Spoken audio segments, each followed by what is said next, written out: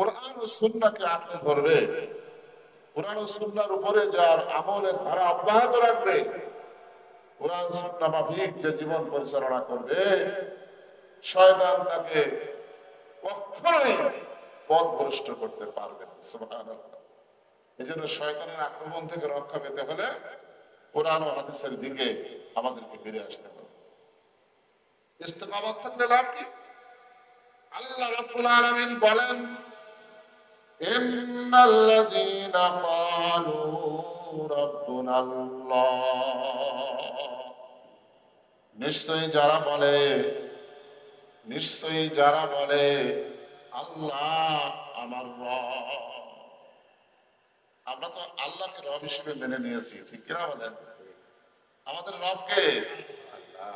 যারা বলে আল্লাহ আমার রব, আল্লাহ আমার লালন কর্তা পালন করতাম, আল্লাহ আমার আইনদাতা হুকুমদাতা বিধানদাতা, অতঃপর এই কথার উপরে অটল ও অবিচল থাকে, সুম্মাস্তাকামু তাতানাজ্জালু আলাইহিমুল মালাইকা। আল্লাহ পাক বলেন, এই সমস্ত ব্যক্তিবর্গের নিকটে আমার পক্ষ থেকে ফেরেশতা অবতীর্ণ হবে, তাতানাজ্জালু আলাইহিমুল মালাইকা, তারা এসে বলবে আল্লাহ তাখাফু ওয়ালা তাহজানু। আল্লাহ পাকের এই ফেরেশতারা এসে বলবেন, ও দুনিয়ার মানুষেরা, তোমরা আল্লাহকে রব হিসেবে মেনে নিয়েছো, আল্লাহ পাকের আইনের উপরে, বিধানের উপরে, হুকুমের উপরে, নিয়ম নীতির উপরে তোমরা অটল অবিচল থেকেছো। এই কারণে তোমরা শোনো, ও মুমিনেরা শোনো, তোমাদের কোনো ভয় নাই, কোনো চিন্তাও নাই।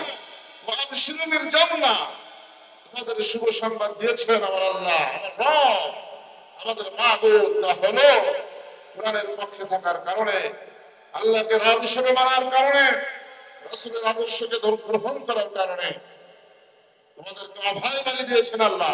কোনো ভয় নাই দুনিয়ায়, কোনো চিন্তাও নাই দুনিয়া আখিরাতে। আল্লাহ রাব্বুল আলামিন তোমাদেরকে চির সুখের স্থান, চির আরামের জায়গা, চির শান্তির জায়গা আল্লাহ পাক তোমাদেরকে জান্নাত দান করবেন। সুবহানাল্লাহ।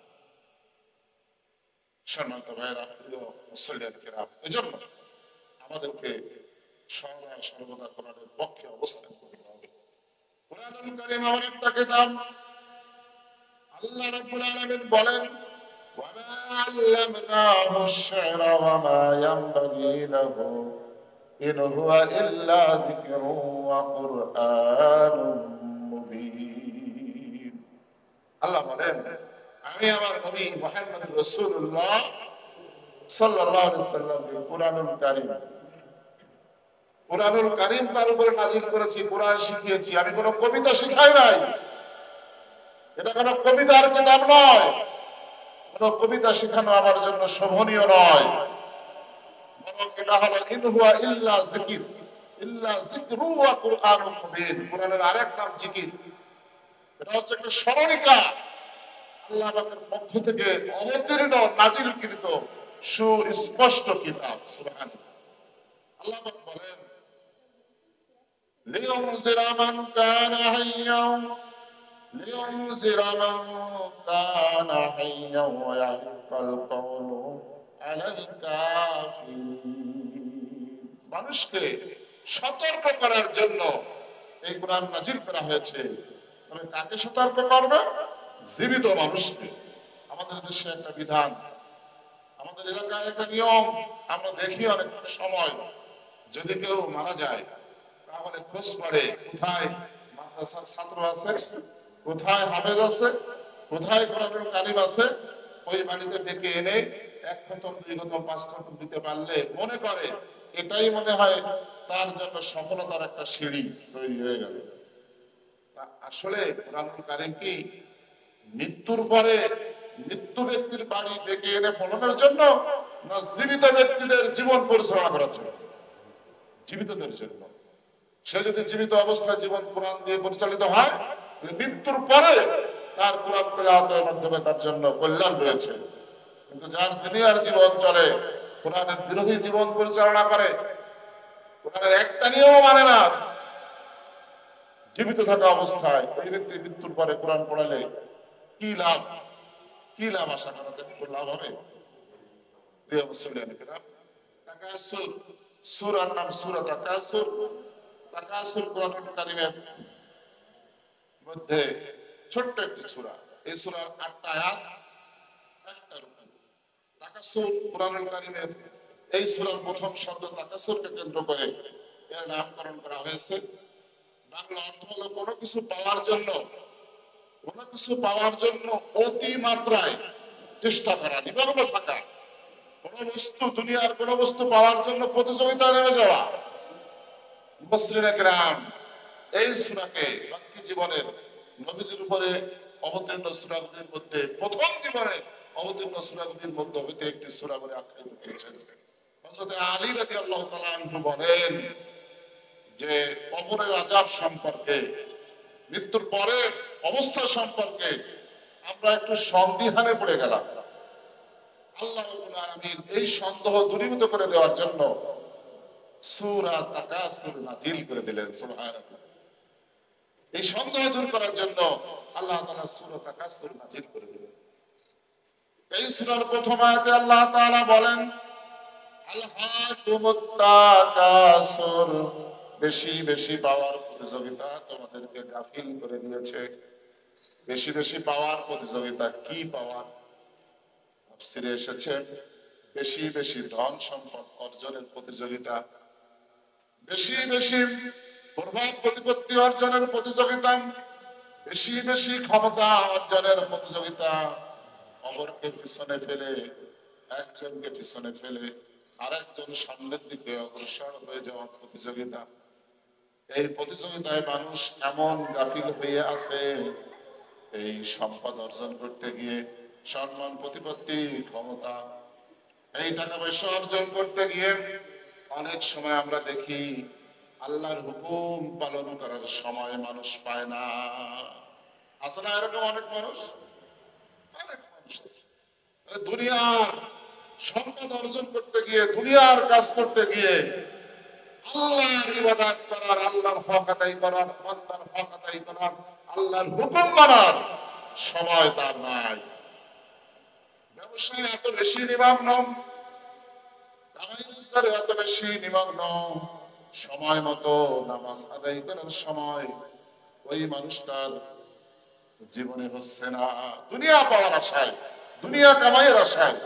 আল্লাহ পাক বলছেন হাত্তা যুরতুমুল মাকাবির, এই সম্পদ কামাই করতে করতে, দুনিয়ার কামাই করতে করতে জীবনের হাত ঘোরাতে ঘোরাতে একটা সময় এসে তার কবরে যাওয়ার সময় উপনীত হয়ে যায়। সে নিজেও ভুলভাগ করে টের পায় না। আমার হায়াতের জিন্দেগি, আমার জীবনের একটা অধ্যায়, আমার জীবনের বয়স কিভাবে শেষ হয়ে গেল, কিভাবে পুরায় গেল, এমনকি মৃত্যু পর্যন্ত সে পৌঁছায় যায়। আল্লাহ পাক বলছেন কাল্লা সাউফা তা'লামুন, কখনোই নয়, তোমরা শীঘ্রই জানতে পারবে। এই দুনিয়া অর্জনের পিছনে সময় ব্যয় করে আখিরাত অর্জন না করার যে অশুভ পরিণতি, আল্লাহ পাক বলেন এটা তোমরা অতি শীঘ্রই জানতে পারবে। সুম্মা কাল্লা সাউফা তা'লামুন, আবারও শুনে নাও, দুনিয়া অর্জন করার যে প্রতিযোগিতা তোমরা করছো, এই প্রতিযোগিতার অশুভ পরিণতি তোমরা অবশ্যই অবশ্যই জানতে পারবে। কাল্লা লাউ তা'লামুনা ইলমাল ইয়াকিন, এই অশুভ পরিণতির ফল কি হবে এটা আল্লাহ রাব্বুল আলামিন এক সময় আমাদের ইলমুল ইয়াকিন, চাক্ষুষ দৃষ্টিতে ইলমুল ইয়াকিন দেখায় দেবে। আল্লাহ রাব্বুল আলামিন মানুষের চাক্ষুষ দৃষ্টিতে দুনিয়া পাওয়ার জন্য প্রতিযোগিতা করে আমরা যে আখিরাতকে ধ্বংস করে ফেলেছি, ধ্বংস করার ফলে আমাদের জন্য যে আযাব ও গজব অপেক্ষা করতেছে, যে শাস্তি অপেক্ষা করতেছে, এটা আল্লাহ রাব্বুল আলামিন দেখাবেন। লা তারাউন্নাল জাহিম, অবশ্যই তোমরা এই জাহান্নাম দেখতে পাবে। আল্লাহ পাক বলছেন, তাহলে জাহান্নামের কথা যখন কোরআনে এসেছে, তো নিশ্চয়ই জাহান্নাম বলে একটা শাস্তির জায়গা আল্লাহ পাক নির্ধারণ করা আছে, ঠিক না বলেন? আল্লাহ পাক বলছেন সুম্মা লাতারাউন্নাহা ইলাল ইয়াকিন, আমারও শুনে নাও, তোমরা অবশ্যই অবশ্যই তোমাদের চাক্ষুষ দৃষ্টিতে তা দেখতে পাবে। তোমাদের চাক্ষুষ দৃষ্টিতে তোমরা তা দেখতে পাবে। কি দেখতে পাবে? আল্লাহ পাক বলেন জাহান্নাম তোমরা দেখতে পাবে। জাহান্নাম আর জান্নাত এই দুইটা আল্লাহ তাআলা সৃষ্টি করেছেন বান্দার জন্য, আমাদের জন্য, আমাদের জন্য। জান্নাত জাহান্নাম আল্লাহ তাআলা আমাদের জন্য সৃষ্টি করেছেন। যারা নেক আমল করে, ভালো আমল করে, আল্লাহ সন্তুষ্টিমূলক কাজ করবে, অর্থাৎ আল্লাহর হক আদায় করবে, বান্দার হক আদায় করবে, পিতামাতার আনুগত্যশীল সন্তান হবে, মা বাবার কথা শুনবে, ৫ ওয়াক্ত নামাজ যথাযথ আদায় করবে, রাসূলের সুন্নাহ মোতাবেক জীবন পরিচালনা করবে, বড়দের সম্মান, ছোটদের স্নেহ করবে, পাড়া প্রতিবেশীর সঙ্গে ভালো ব্যবহার করবে, হালাল হারাম বেঁচে চলবে, সুদ ঘুষ বর্জন করে চলবে। এমন ব্যক্তিদের জন্যই তো আল্লাহ রাব্বুল আলামিন জান্নাত তৈরি করে রেখেছেন। পক্ষান্তরে কিছু মানুষ এমন আছে যারা ইসলাম মানে না, বরং অন্যকে মানতেও দেয় না। আছে না এরকম? যারা নিজেরা ইসলামের পথে চলে না, কোরআনের পথে চলে না, অন্যকে চলতেও দেয় না, যারা নিজেরা ইসলামী আন্দোলনের শরীক হয় না, অন্যকে হতেও দেয় না। এমন অনেকে আছে ইসলাম বিরোধী মনোভাব নিয়ে তার জীবন পরিচালনা করে। এমন অনেকে আছে ৫ ওয়াক্ত নামাজ তো দূরের কথা, ১ ওয়াক্ত নামাজ ও তার জীবনে আদায় করে না। এমন অনেকে আছেন যারা আল্লাহর হুকুম যথাযথভাবে পালন করে না। এই সকল নাফরমান বান্দাদের জন্য আল্লাহ রাব্বুল আলামিন শাস্তির স্থান হিসেবে জাহান্নাম তৈরি করে দিয়েছেন। এই জাহান্নামের সংখ্যা স্তরকে ৭ ভাগে ভাগ করা হয়েছে।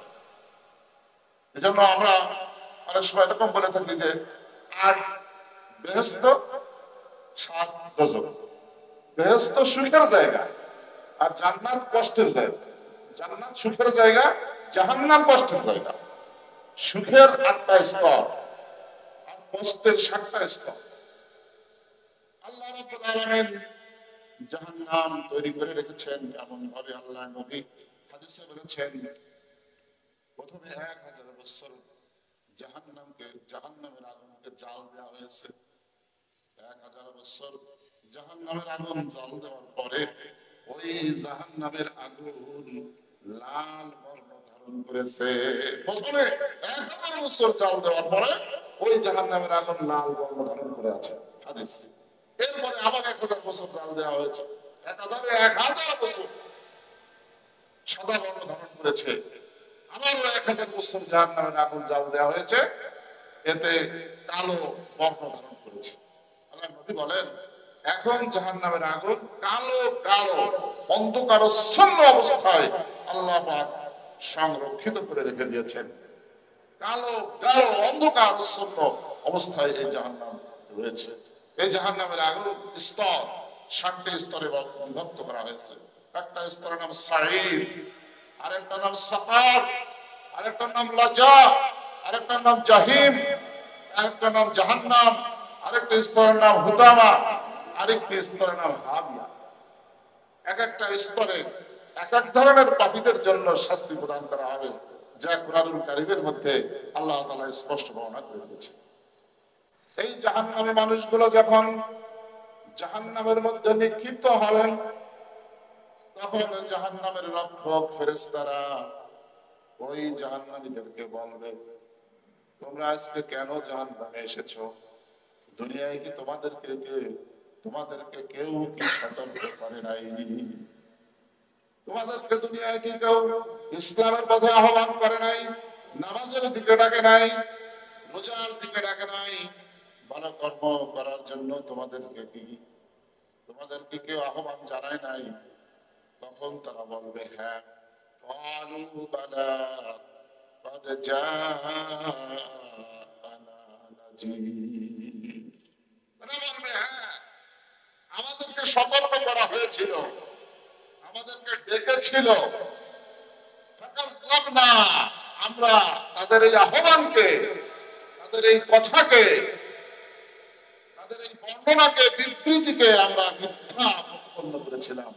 ফাকাযযাবনা, وَكُلَّمَا نَزَّلَ اللَّهُ مِن شَيْءٍ আমরা বলেছিলাম তোমরা যা বলো এই জাহান্নামের কথা বলো, এই কবরের আযাবের কথা বলো, এই জান্নাতের কথা বলো, এই কিয়ামতের কথা বলো, এই হিসাব নিকাশের কথা বলো, কিয়ামতের মাঠে এক বিঘাত মাথার উপরে সূর্য আসবে সে কথা বলো, ফুলসিরাতের কথা বলো, আমলনামার কথা বলো, হাউজে কাউসারের কথা বলো, হিসাব নিকাশের কথা বলো, জান্নাত জাহান্নামের কথা বলো।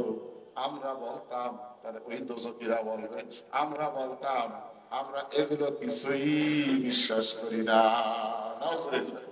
যারা দুনিয়ার জিন্দেগিতে এমন হালাত এমন হালাতে সময় অতিবাহিত করবেন, তারা বলবে ইন আনতু ইল্লা ফি দালালিন কাবীর। তারা বলবে যারা এই নসিহতমূলক কথা বলে এরাই বড় পথভ্রষ্টতার মধ্যে নিমজ্জিত আছে। যেমন নির্বোধ বলতো, বোকা বলতো নবীজির জামানায়, যারা ইসলামের দিকে ডাকে ওদেরকে বোকা বলতো। আল্লাহ বলে না, ওরা না, যারা বরং ইসলামের দিকে আসে না ওরাই নির্বোধ, ওরাই বোকা।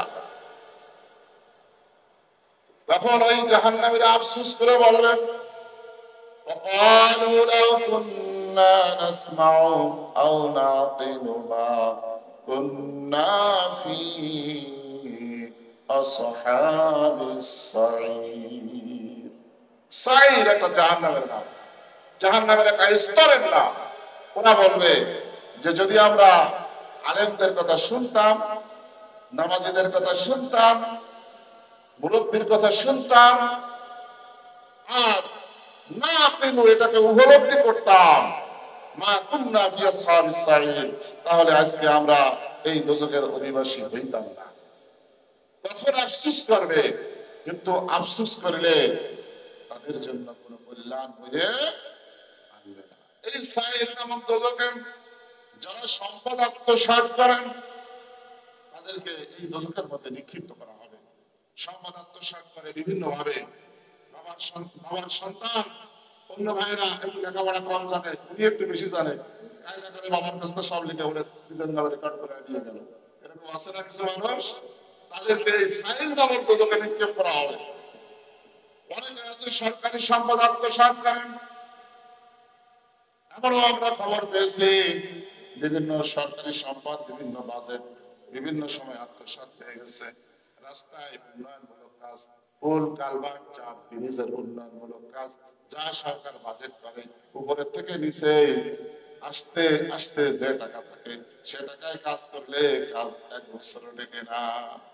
যা বাজেট হয় তাই কি কর্মক্ষেত্রে পাওয়া যায়?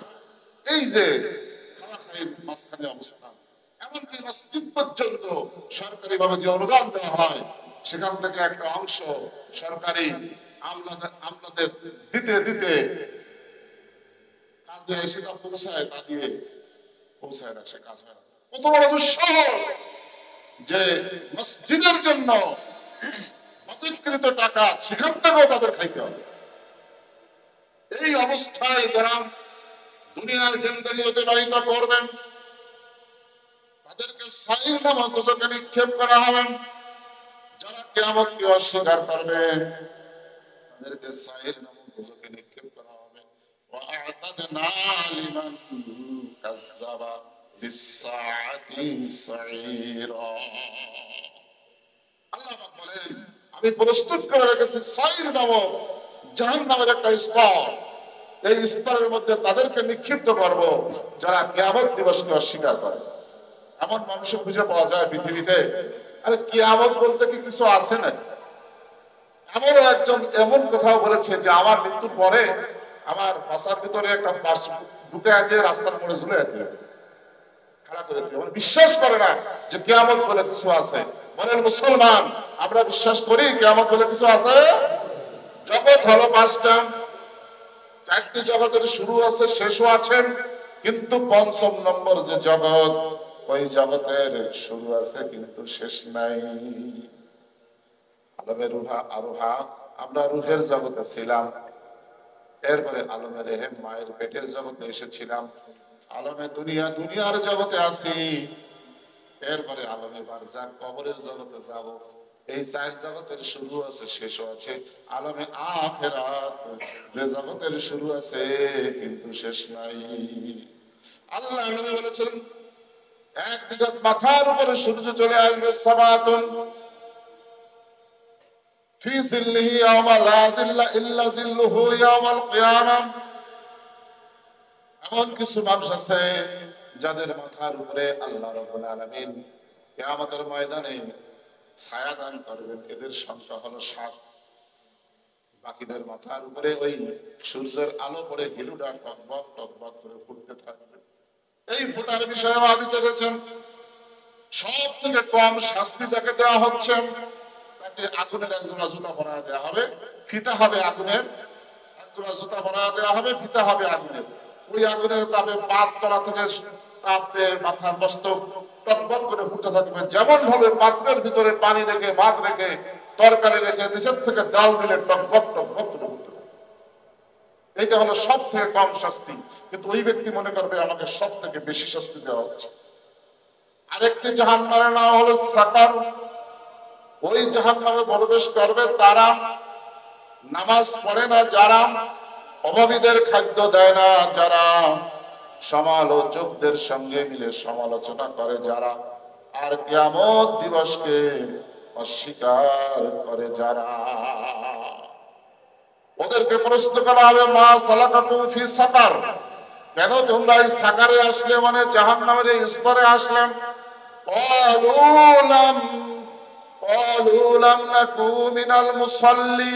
তারা তখন বলবে আমরা মুসাল্লি ছিলাম না, মানে নামাজি ছিলাম না। এই নামাজি হতে হলে 5 ওয়াক্ত সঠিকভাবে আদায় করতে হবে। আমরা মিসকিনকে খাবার দিতাম না।